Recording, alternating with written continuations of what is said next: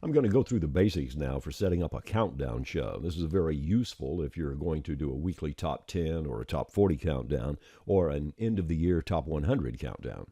The first thing we're going to do is to create a selection category. This advanced function is available in the professional edition of Music One. A selection category allows songs to be in two separate categories at the same time.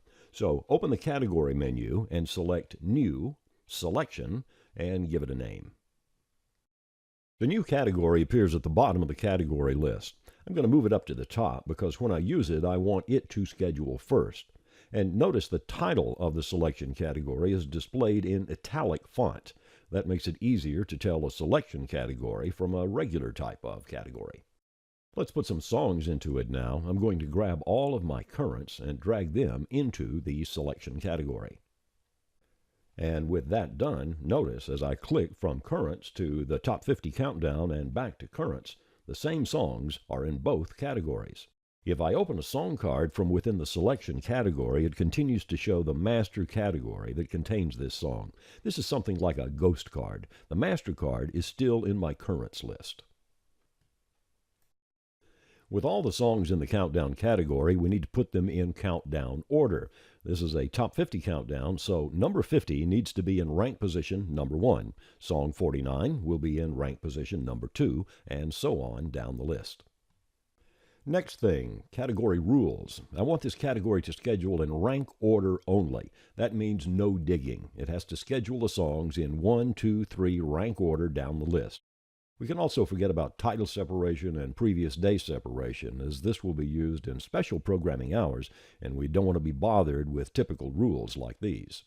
Next, build a format clock for the countdown. You can create a clock from scratch, yes, but it's usually easier to clone one of your regular clocks because those already are built with your voice tracks, stagers, jingles, spot breaks, and things. With the clone, we just switch the regular categories to be Top 50 Countdown. Right-click on the category name, select Properties, and switch it to be the Top 50 Countdown category.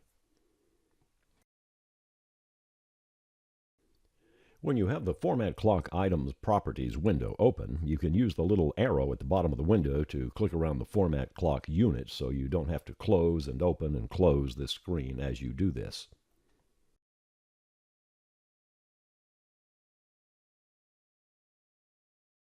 With the clock finished, it goes on to a day format. I have just one clock line up here. Most stations will have 3 or more. I'll clone this one and name it Countdown. And then I will click that clock into the hour slots where it is to be used. Done. Now let's load a schedule and take a look. Select the Countdown Day format and load it.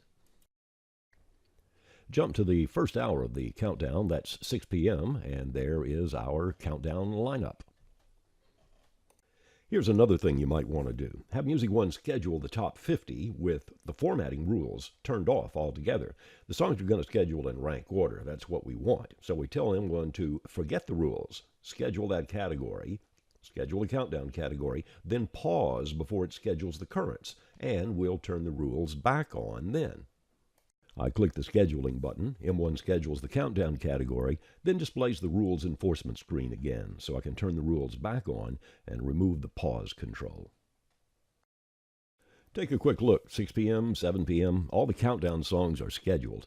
And with the rules turned on again in the 9 p.m. hour, we see a couple of songs have artist separation flags because those singers had more than one song in the countdown, and one has a tempo run violation. With the rules turned off, M1 did not stop and ask our permission about what to do in these situations as it filled in those slots.